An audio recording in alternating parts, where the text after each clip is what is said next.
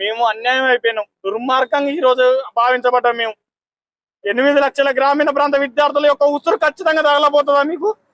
ఎన్నిసార్లు తిప్పించుకున్నారు మీ ఆఫీసుల చుట్టూ, ఎన్నిసార్లు తిప్పించుకున్నారు?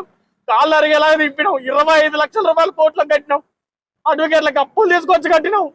కొద్దిగా మానవత్వం లేకపోతే ఎట్లా నీకు? అసలు ఆ బోర్డు ఆంధ్ర అధికారి చేతులు పెట్టి మా జీవితాలను సర్వనాశనం చేసారు. ఏం చేయాలి ఇప్పుడు? ఏ ముఖం పెట్టుకొని ఇంటికి పోవాలి ఇప్పుడు? ఎంతో మంది నమ్ముకొని బస్సు యాత్రలు అన్ని తిరిగి ఓట్లు వేయించినాం కదా మేము. మీకు ఎక్కడ అన్యాయం జరిగింది? నల్లగొండ, ఖమ్మం, వరంగల్, మహబూబ్ నగర్ జిల్లాలని కదా మీకు 48-50 సీట్లు వచ్చినాయి.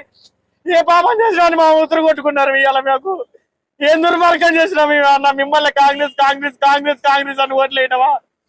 జియో 46 బాధితులు వేసినటువంటి పిటిషన్ ను ఈరోజు హైకోర్టు కొట్టివేయడం నిజంగా జియో 46 బాధితులందరినీ కూడా నిరాశపరిచింది. మాకు కోర్టు అయినా న్యాయం చేస్తాయనే